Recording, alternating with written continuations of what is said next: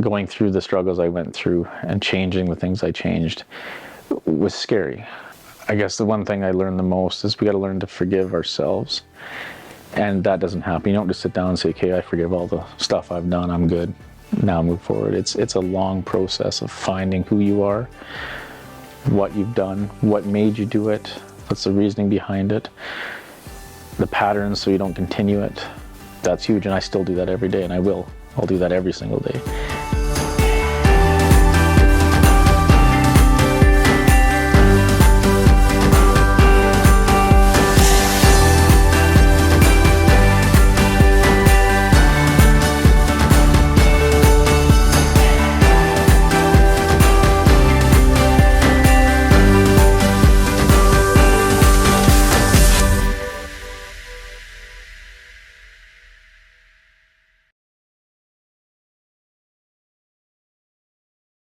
Welcome everyone to this episode of What Matters Most. Today in studio we have Steven Bedford. We have a mutual friend that you've seen on a previous episode, Scott McDermott.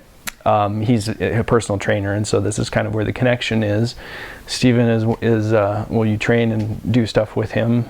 Yeah. And work under him, and of course I did a documentary with Scott and I've had years of history with him, and so yeah, we kind of like connected through that, and I see you on Facebook a lot, and I love your posts and how like excited you are with the world, especially when you're out there training, riding a bike. It's really fun to kind of like, just see your journey.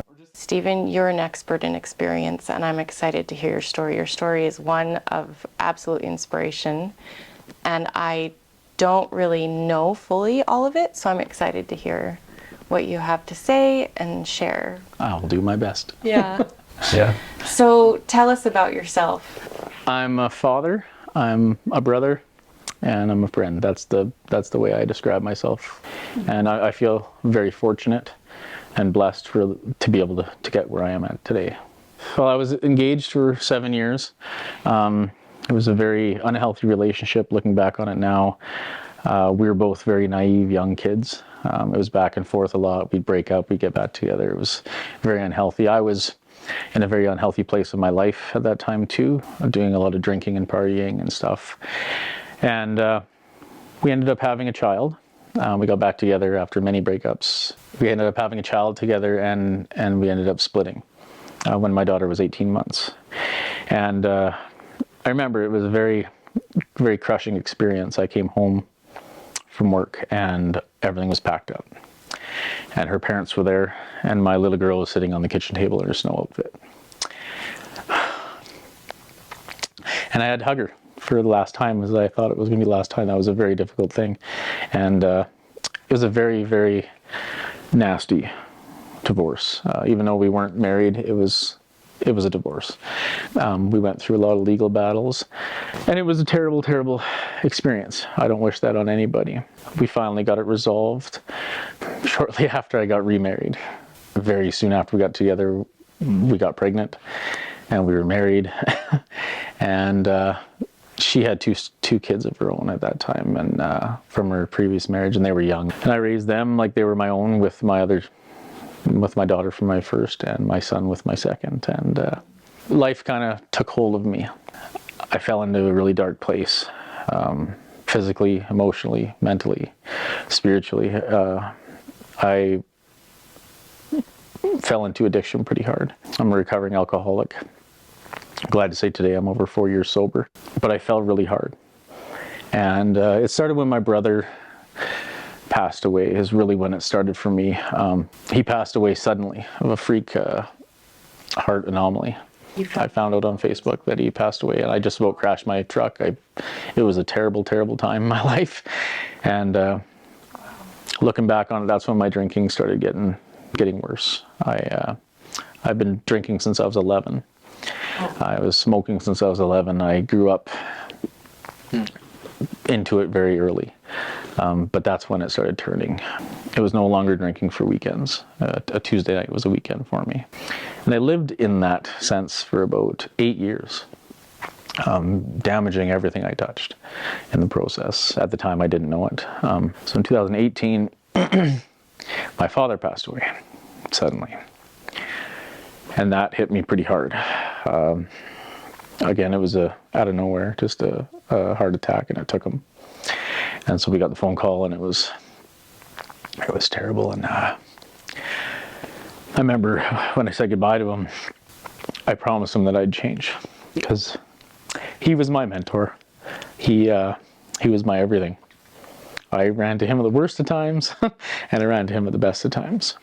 And I thought I handled myself pretty well at his funeral. That's actually when I came out and told my family that I was an alcoholic. I think more or less just so they'd let me drink. It wasn't, I had no merit behind it. It wasn't for any good sake, and I thought I handled myself pretty well. I didn't drink too much, and then I did. When I got back home from the funeral, I went really deep. I was now up to about 60 ounces of whiskey a day minimum. And it took hold of my life completely. I didn't care about anything. It was a very dark time when you live in a household with you're married and you have kids. My kids weren't enough for me to stop. And I drank like that for a few more years, and I realized that I kind of fell into a pit of despair, self-pity, a hole of just complete hell is what I call it. I fell captor to my addiction. It was the worst best friend you'll ever have. And I've said lots, it was never a problem until it was. And I mean that because I'm sure it was a problem, and I know it was a problem, but I never realized how much of a problem it was until the day I tried to quit. And the day I really looked at myself and said, okay, no more. And that day for me was November 5th, 2019 at 5:26 a.m. That'll be burned in my mind forever. I decided to check myself into detox. And so I phoned them. It was snowing that morning. I had about 80 ounces of whiskey in me. I couldn't even stand up. And so I emailed them. I seen that email. It's not very coherent, but I can get the gist out of it. And I emailed the detox place here in Red Deer.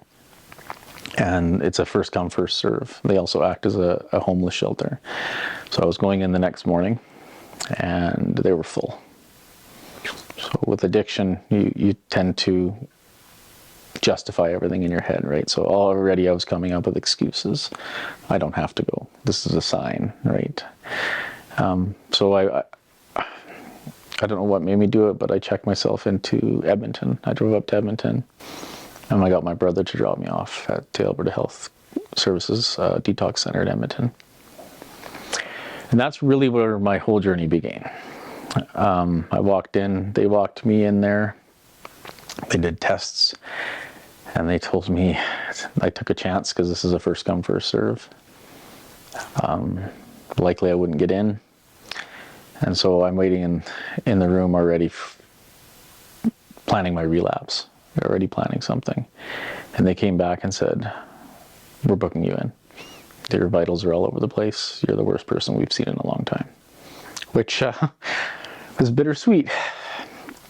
But they talk about alcohol being one of the most addictive drugs and the most deadly to come off of.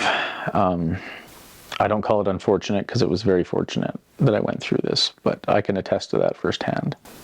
Day 3 in detox, I was walking down from my bedroom. I didn't leave my bed for almost 3 days. I walked down the stairs to go grab food, and I collapsed. I don't remember much. I just remember it going really dark. And I think if anyone's ever passed out, they can understand that feeling. And my heart stopped. I woke up in the doctor's gurney with machines and everything hooked around me. Came to and kind of realized what happened. The doctors were telling me what happened, so I was on close watch. Day 4, it happened again. So I was in very bad shape. I had planned to go to a rehab center after. I don't know why I didn't. I think that, not to make light of it, dying was the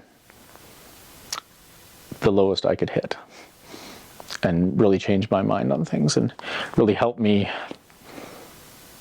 kind of realize the priority of my life and what was important to me and what I needed to do. I didn't think I was that far gone. I didn't, no one does, I don't think. And I didn't know I was addicted. I didn't know any of that stuff. I was just a very scared and lonely person.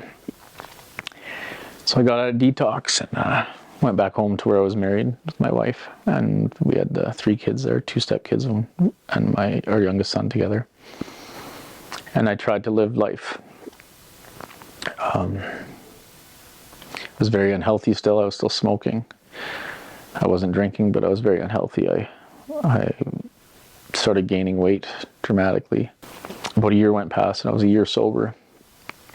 I decided to leave my wife, which was a hard realization for me because I always thought that they would leave me, right?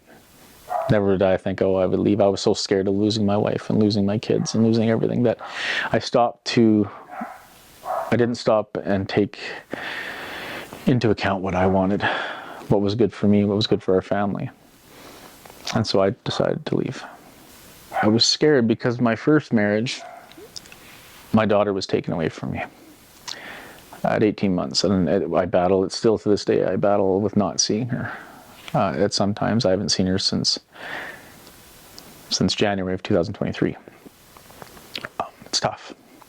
So I stayed in that unhealthy relationship, and that was a part of my addictions I've learned, is I stayed in that, even though it was uncomfortable, it was known. And people tend to stay in patterns even though they're unhealthy. And I stayed in there, and I'm glad I changed because I played all the worst scenarios in my head over and over again. And not once would I think that my son would come live with me, that we would grow together, and that I would be a good friend to my ex-wife. That almost happened within months. My son came and lived with me from day one. He helped me move and stuff. He took a day off school to help me. We got pizza, and he never left. That's coming up on 3 years ago. And my ex-wife and I chat all the time.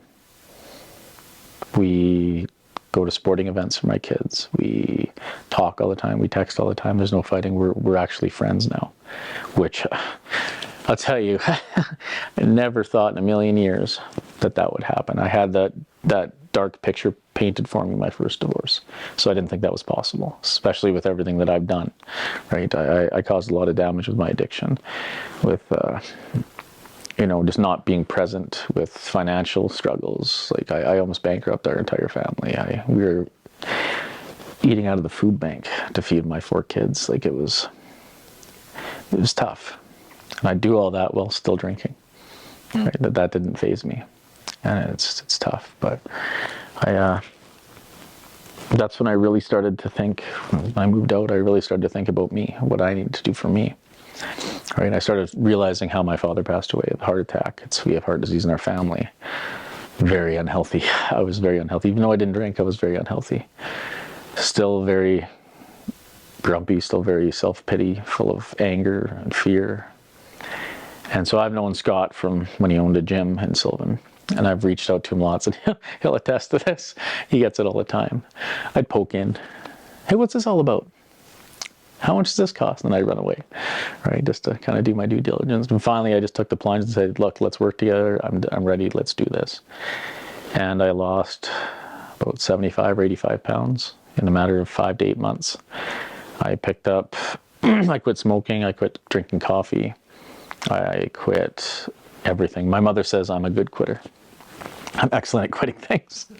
And I changed my life around. And I'm very active with all my kids.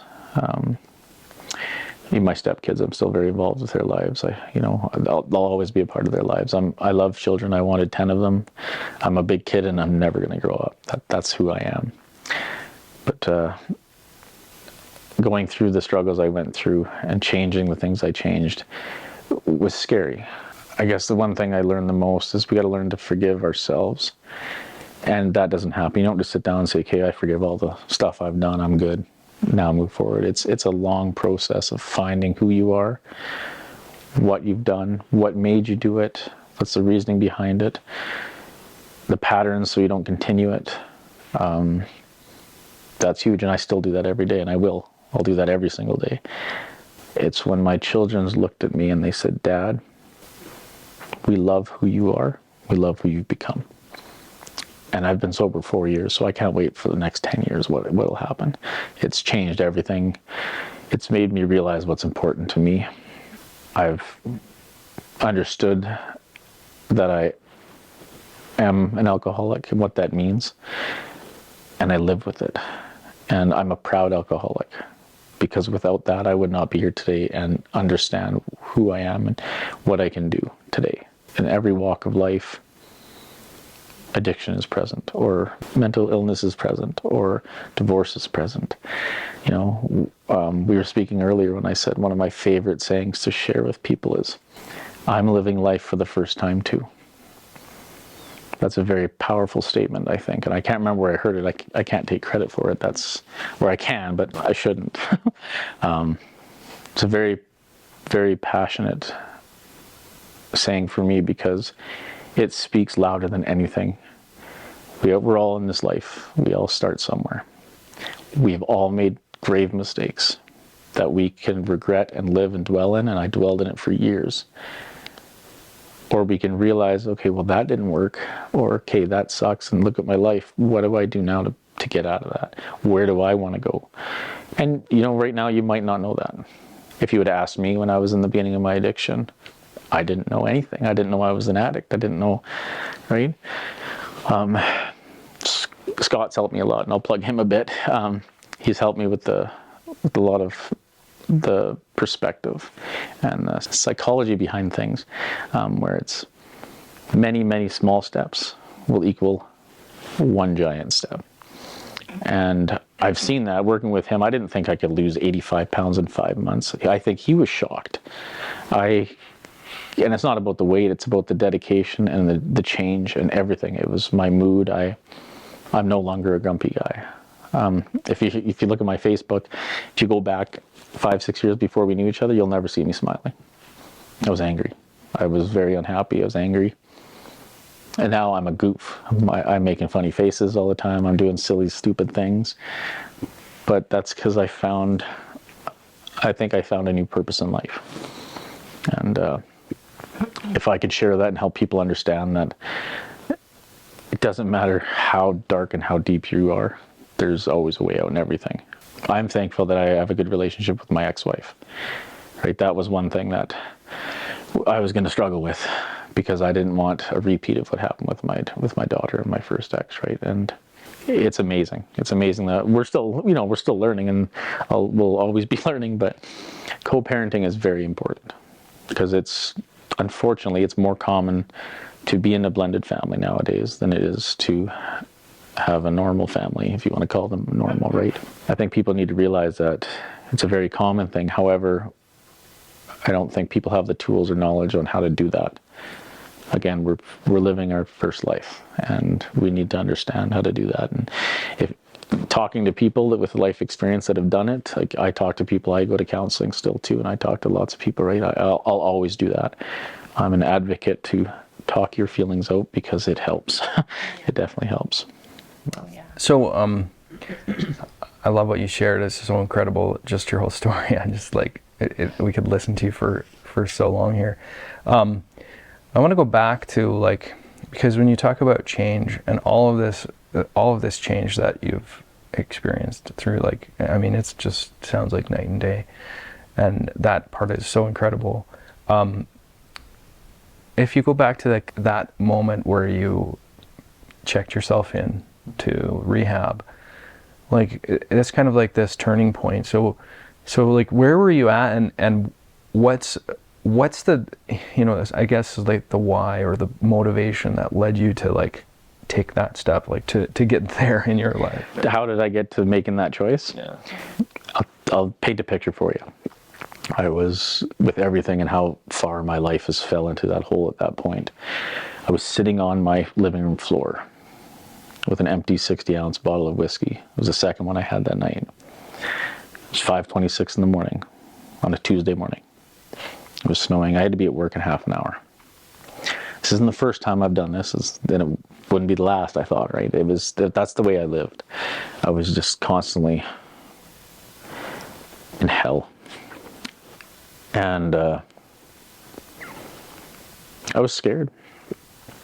I didn't know what to do. I was at complete loss. Fear ruled my life and everything. I was afraid of everything. And so what I always say, it falls hand in hand with addiction. It's a spiral. I was uneasy, I was scared, I was nervous, so I drank. I started to feel better. I zoned out, top of the world. Probably passed out. Wake up, feel guilt, regret, shame, fear, scared, alone. So I drink, and it was a friggin' cycle. And at that time, I've been through that cycle for decades. And it was pure desperation at that point. And I'm going to share, I'm not the most religious person, but I am a very spiritual person, especially now. I've gained a new found sense of spirituality, which are two completely different things in my perspective. And whatever happened and whatever caused me to do it, whatever made me just to say, you know what, enough's enough, you need help. And I think it's one moment I remember exactly is when I was trying to stand up to go to bed and I couldn't, I fell over. And I literally slept on the floor there because I couldn't get up. And so as I'm laying there is when I emailed. It was almost like something out of a horrible 80s television or advertisement for, the help I can't get up, but in a very dark way. And I couldn't get up and I emailed. And again, back to this, every small step, right? And that was my first small step. And it was at a complete desperation. I still am very hazy about a lot of it. I don't remember it. And you know what, I might get that back, I might not, but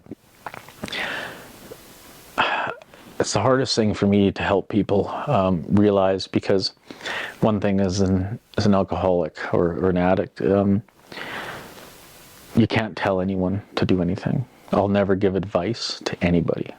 I'll share what I went through and I'll help you realize and help you figure out your own. But if someone would come to me and say, get up, go to detox, no, no thanks. Right? You don't do that. It's received as negative, even though it's meant in the most positive ways.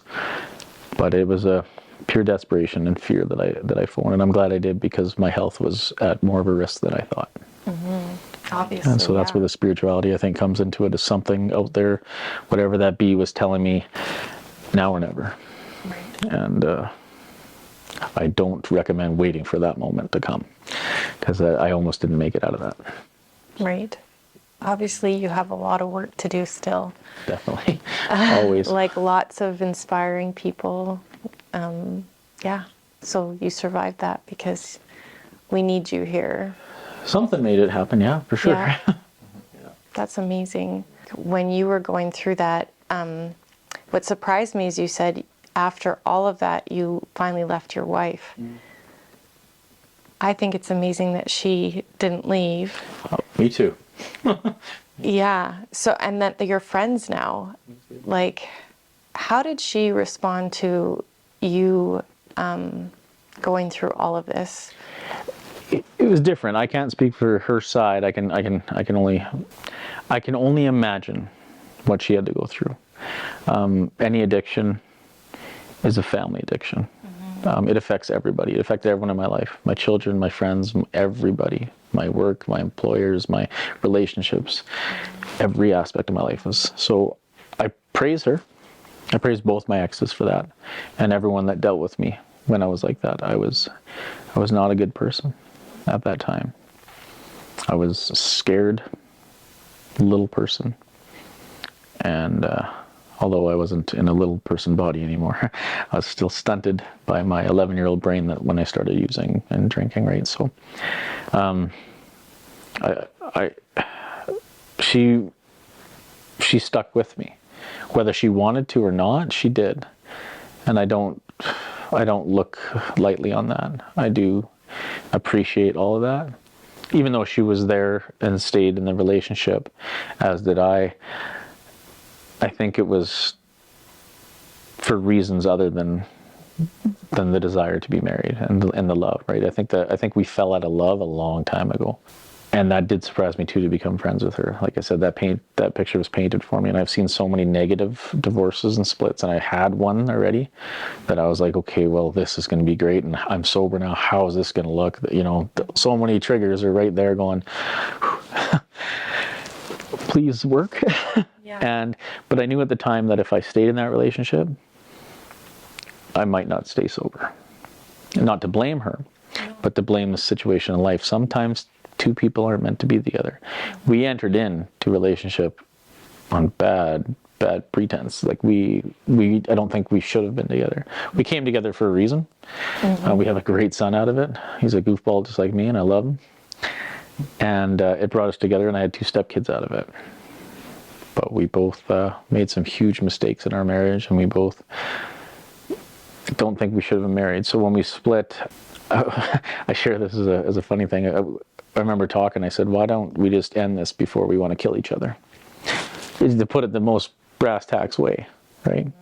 Because there's times in any relationship where you're there. Like it's, you might not mean it, but you're there and you don't want to look at that person, right? And I don't say this to give up on a relationship, because I believe every relationship happens for a purpose. And if you want it to work, it takes work. For any relationship, whether it's a professional relationship or a romantic relationship or any relationship, it takes work. The foundation wasn't there. The building blocks weren't there. Nothing was there. So when we split and we became friends almost right away, that told me right there that there is a connection there, but it definitely isn't a romantic one. And even if there wasn't, maturity, I was not mature. Emotionally, I'm a very emotional person, but emotionally I wasn't mature. I didn't know how to handle my emotions. Every emotion freaked me out. I was afraid of everything.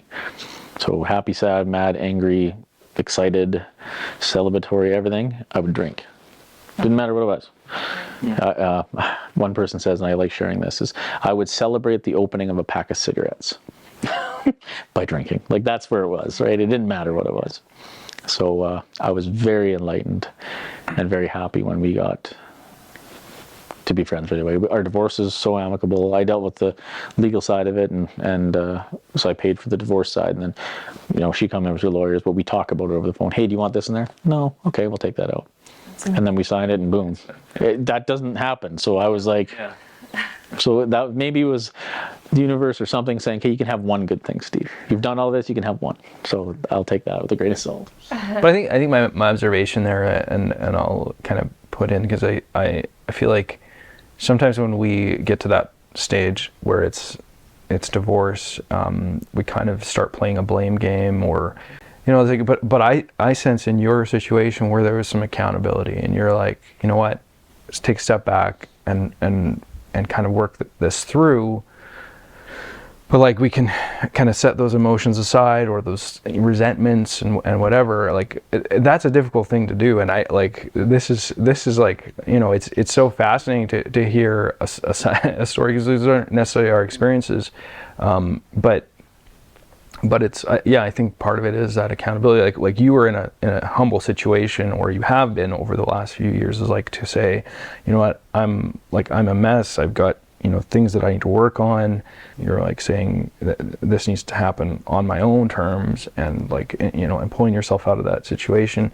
But I think in the same sense, I think those are the things that we can kind of learn from your situation. I think there's that sense of like accountability as we approach our relationships. Like I'm not perfect, but really recognize, hey, neither of us are perfect.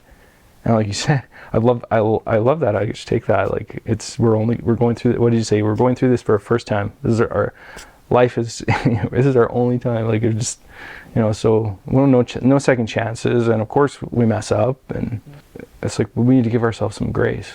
We definitely do. And I could speak on resentment, and I could speak on forgiveness, and I'll touch on a little bit here.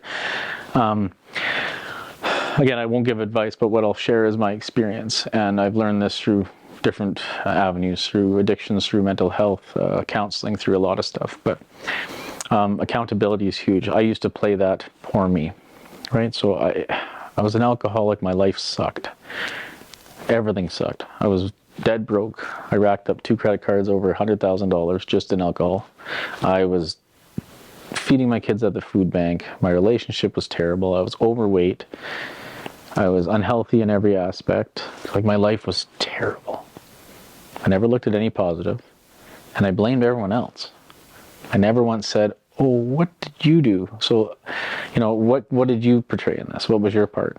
Like, I would just drink and complain, and I just fell further and further. Now, I say it sounds easier than it is to get out of that, and it sounds, words are very broad sometimes, but over time, small steps, looking at what I played in every role in my aspect, kind of go back and see situations, key situations that pop in. And this is a continuative thing all throughout your life, which I've found. You don't just do it once and be like, okay, good.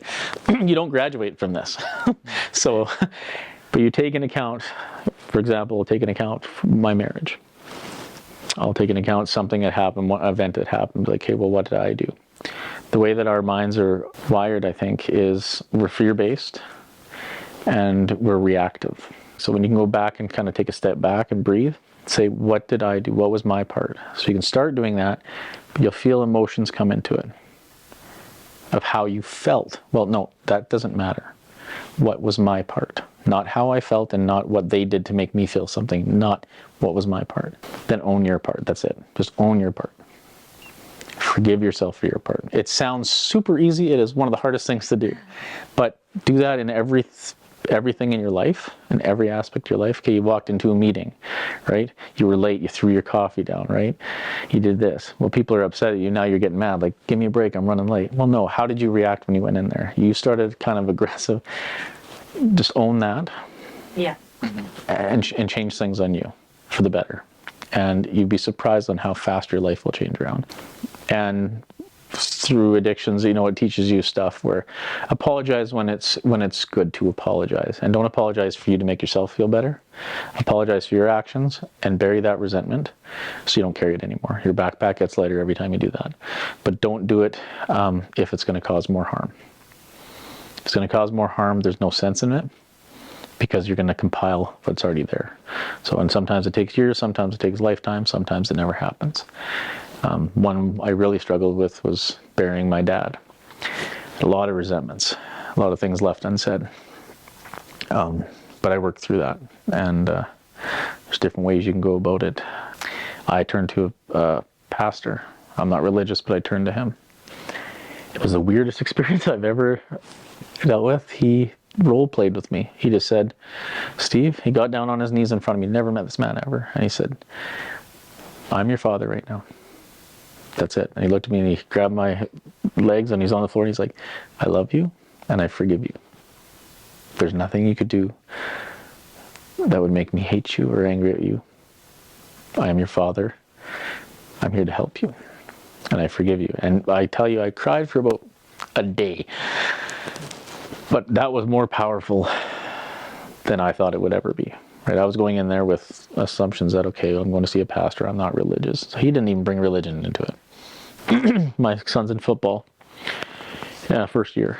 And I got the opportunity to become an assistant trainer on the team. So it just kind of progressed where someone left and I got on. Like I said, I'm a big goofball. I'm a kid. So I bought these tracksuits. And I dressed up for the games. And I riled the kids up. And I do this stuff. My ex-wife was on the sidelines. My brother and his wife and my nephew came down from Edmonton. And they're watching the game. And the entire game, my ex-wife had her head down laughing, going, why is he wearing this? Why is he wearing this, right? She came after him and, we kind of went back and forth about it, but we laughed about it. And she knows that I'm a goofball. And she sees that part of me again that, I was when we met. Right.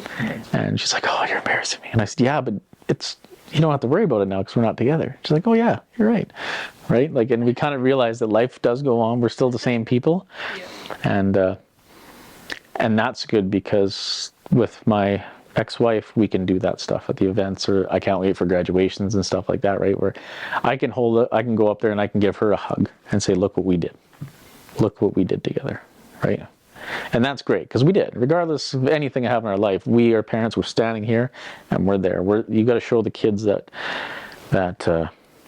family matters, and the only way to do that is to make family matter. And with my first ex, unfortunately, it doesn't work that way. Again, I'll never stop trying to heal and come up with resolution on that. I got demons in my closet that I got to be accountable for too, through my life, right? As an alcoholic, there's things and times where family wasn't first to me, right? Where I've done some damage to my children, and I have to be accountable for that. And in due time, I will. Right? In due time, I will. And if I don't get the chance, they'll know. Actions speak louder than words. I think this whole story is amazing. First of all, because of like what keeps coming to my mind as I hear you talk about accountability and setting feelings aside and just being responsible for your actions, regardless of how you felt or how others made you feel. Did you get coached in that? Did you, how long did it take you to get to that process? And also, was there a specific time where you felt like, wow, I finally forgive myself for everything? Great questions.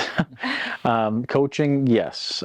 So I do work through 12-step programs, and I do have sponsors, and I do sponsor people. With those 12 steps shows you kind of ways to go about it, and the certain steps, and they're in order for a reason, right, to kind of help you out. I always say that these steps are for everybody. They are a way of life. 99% of them have nothing to do with alcohol or drugs. Nothing.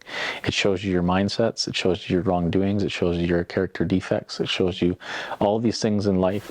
It strengthens you as a person from the inside. As far as forgiveness and resentments and that work is ongoing, and it always will be. But you do see change, and you do realize, okay, you know what, I've forgiven myself for that. You might just not sit down and say, okay, I forgive myself. Over time, you'll be looking at something or hanging out with somebody and talking, and you'll be like, you know, when I talk about this, I no longer get that pit in my stomach. That guilt is gone. My backpack gets lighter, right? And it happens, again, a lot through action. There's ways to make amends to people. There's personal amends, there's a whole bunch of amends. The role play that I did with the pastor, that was an amend. I couldn't give it to my father, so he let me as an outlet to him, which is weird, but it was good. It was really good. But living amends are one of the biggest things, I think, is when, like my son, when he comes to me and says, Dad, I'm proud of you. He's 11 years old. He hugs me or speaks in a room full of people and says, my dad is awesome. I've seen where he's been. I've seen where he's come. And that's huge for me, to show them I was in the darkest pit of life, and I brought myself out. And, you know, with addiction, I'm very open with my children. I do dumb it down in some sense because their age, but I'm very open with the sense that I can show them that, right? Because no one taught me that. But those are life experiences that I want to show my kids. And they've phoned me and they've all told me, even my daughter, that you're a different person. You're happy, right? And that comes with time. And without me for saying I'm sorry and going into detail about every little wrong I've done, I'd be here forever, and I'm not going to live that long. No, yeah. But living amends is the biggest thing, and definitely getting there is a slow process. It's again, I'm huge, small steps. Yeah. One thing is, don't foreshadow in the future too much. Don't worry about what's happening in a year, because you're not there. You're not even at tomorrow yet. Yeah. It's not even supper time yet. How the heck are you worrying about that? You're gonna drive yourself insane. Again, it's so much easier said than done. But small steps, small mindsets, micro goals turn into major goals. You can break down and use that in any aspect of life. You can use it with your mental health. You can use it as in your fitness. You can use it as, with addictions, with career goals, with personal goals, relationship goals, with kids. You can break it down into micro goals for everything. Like mental health, one for me when I was really struggling is I couldn't get out of bed, couldn't find purpose, lost all purpose. So you start looking for gratifications, like you need gratifications, instant gratifications. Yeah, so you forget about that. Well, you know what? I got up this morning. I did the dishes. As small as that sounds, you're being productive. You're being the best person you can today, right? It's there's highs and lows and stuff. And I've rode a lot of highs lately, especially in 4 years, but I've also had some lows where it's a new battle because I've never dealt with those lows sober. And so now it's like, what do I do now? I don't have any of these skill sets to do this.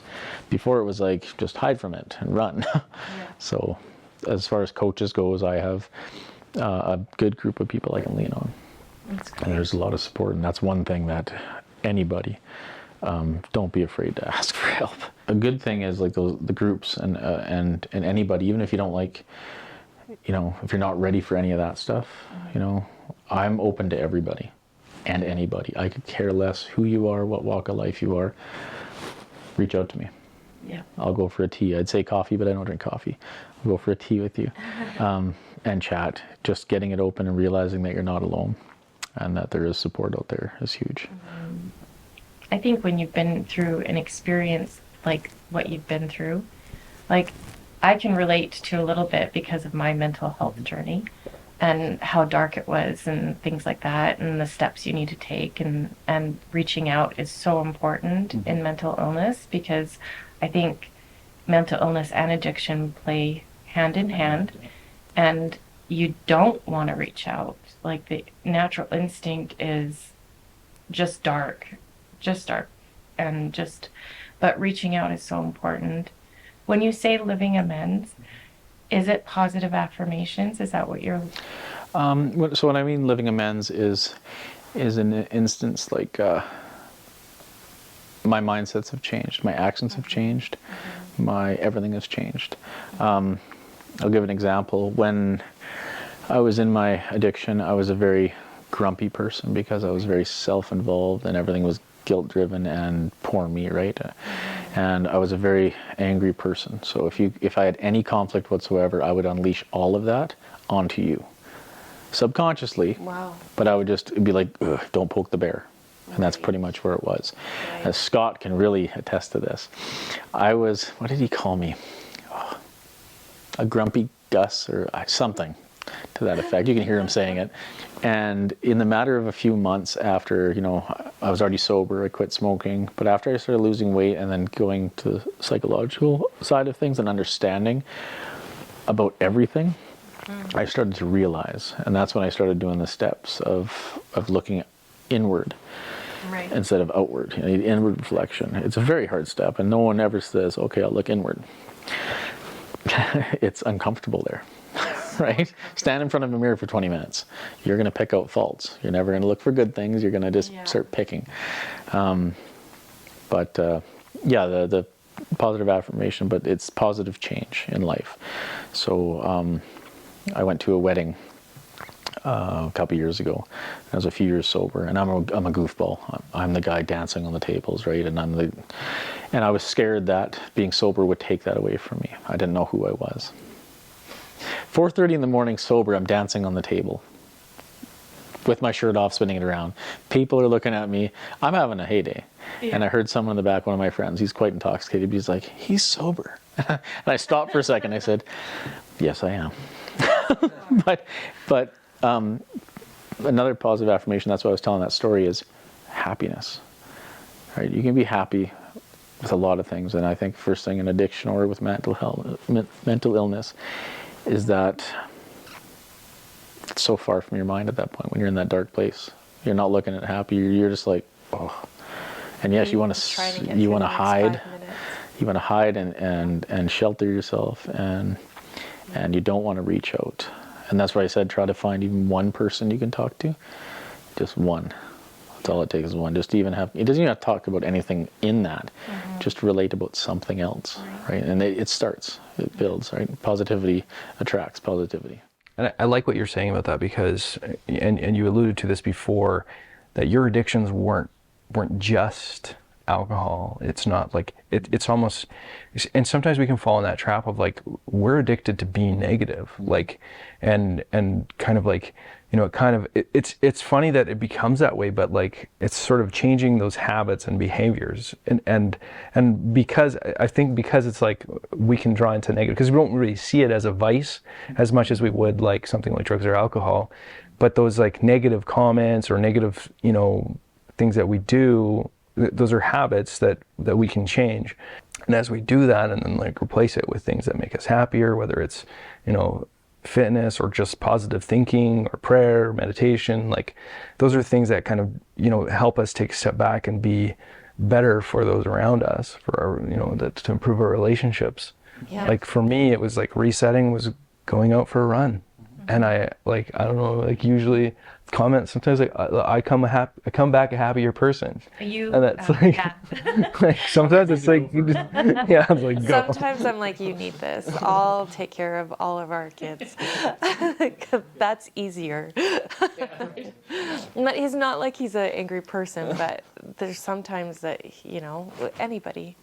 But yeah, for me, it's funny because like when I went through my mental illness and things were really hard, I would grasp onto a thought of, I need to talk to one person. This one person can help me. So I'd call that one person, and like they were able to help me.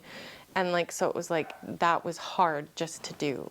Like, and so like, it was kind of an amazing experience, like grasping onto those one little thoughts of like that one person reaching out. Like, cause I'm such a social person, I get, energized around people. Like COVID was hard for me. Oh yeah, I get it too. Me too. Yeah. Because I need to be around people. Like that helps my mental health. So like, yeah, it's those steps are really hard to take when you're in it. And I think just listening to your story is like, wow, you are a great quitter. I'm a great quitter. And you're dedicated. Like that's loyal to yourself. Like, cause so many times like, especially with addiction, you can mess up and not be loyal to yourself or your goals. And that's so easy to do, but that's the thing that goes through my head is, wow, you are an amazing person. Yeah, and it's loyalty. It's funny because when you're going through your process and stuff, you look at your faults, you look at your strengths, and loyalty's always been one of mine in everything. I'm a very loyal person, loyal to a fault. My mother again says, I'll give a lot of credit to my mother, but I'm loyal to a fault. I'm honest to a fault. I'm still trying to learn tact because sometimes I'm too honest, and I don't really take into account how it's going to affect the situation or emotions and stuff. So I do take more credibility than I ever would before, because people, you know, have shown me that I need to, and you have to take self-care. That's huge, because I was a people pleaser. I still am to a sense, but I do have boundaries now. I will always have my hand out for people, even in my addiction, right? When the worst of it, I had my hand out. Mental illness and addiction do go hand in hand quite often. It's an addiction of the body and an allergy of the mind, is what we say. It's a thing we'll never outgrow. It's a thing we'll heal, we'll never cure. There's no cure for it. Right. But we learn to adjust, we learn to heal.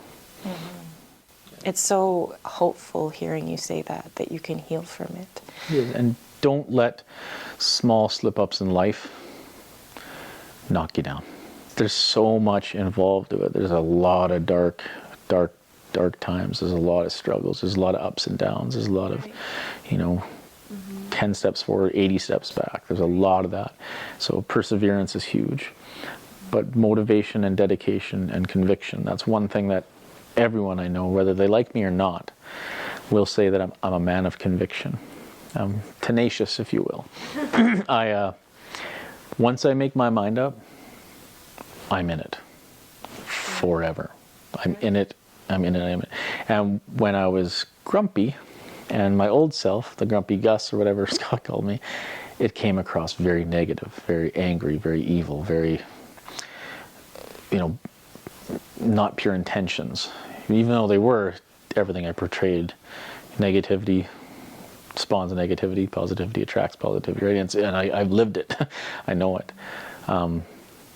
So it's dealing with people on same issues that I dealt with in the past. Those exact same issues now. It's a different approach for me. And same mental thoughts, same process in my mind, but different execution.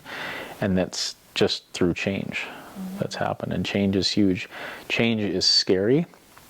And I'll say this as an alcoholic. There are two things an alcoholic hates. One is change, and the other is things staying the same. So you're very limited on what you can do. So, and I think that can be put into a lot of people's lives. If you look at it, right? Change is scary, but so is staying put and not changing. Especially when you're in a situation where you need help, or you're in a situation where you're scared. Yeah. And that's where, again, where that saying, and I'll say it a lot, I love it, is I'm living my life for the first time too. I like that saying because, like, what comes to my mind is, like, not only asking for compassion from people, but actually that's not as much. When you say I'm living my life for the first time, all I think about is everybody else who's had a bad day, everybody else who's like struggling, everybody else. And I love that. I think it just, if we all lived like that, we would have so much more compassion for people. For sure we would. And that's where it is, to own what you do. Yeah. Not how others react, not what they did back, but own your side. Because if everyone owned their side, things would be a lot different. I need to work on that too. We all do, and I still do. I am no expert by any means, but I've had to go through it, and I've been forced to live through it, and I've been forced to change a lot of the times uncomfortably and against my will.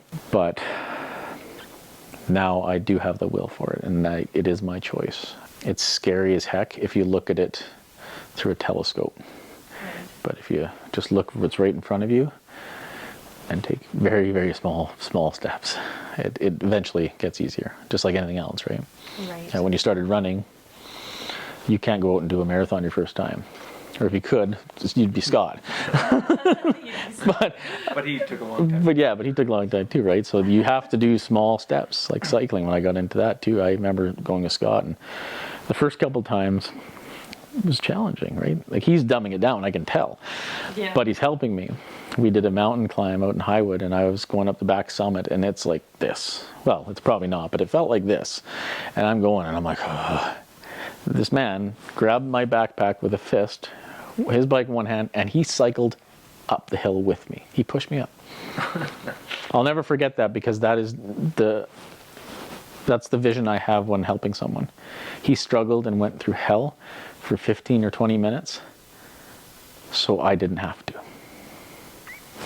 I'll spare 15 minutes to anybody anytime I can. And I don't think he meant it that way. He just wanted to get me up the hill. But a lot of things came with that. Oh yeah, that's symbolic in so many ways. But I think too, like when we go back to that idea of like, this is each of our first times running through this life, if we can give each other grace and say, okay, well, this person, we don't know what they're going through, and reaching out a hand of help is so important for us to do. Yes. Just to kind of like be there and like, you know. Compassion and empathy are huge. You know, that's the biggest thing I think I'll take out of this is the empathy I've learned. Is that I need to take a step back and realize that everybody is going through similar or worse than I have ever been through. Compassion and empathy go a long way, and it's, again, you just got to start somewhere. And like I said, I'm open to anybody. I don't care. I put myself out there for anybody. My motto, and I've came up with this my entire life, but my motto is, I'll try anything twice. Circumstances play a huge role in things, and I will always do things more than once to make sure that I understand. That way I know if I like them, dislike them, but that's just kind of my motto. I'm sure our audience has been really inspired by your story, Steve, and thanks so much for sharing it. I've learned a lot, and I think that we can all take some hope in the change that we can make in our lives to kind of like approach that. It's been really amazing. I think there's so many principles that people don't have to go through what you're going through, but they can take the same principles and apply them in their own lives so that they can make the changes needed. It's what matters most. You know, and it's amazing that you can say that you have relationships with all the people that are important to you, even after the hard that there can be beauty from ashes.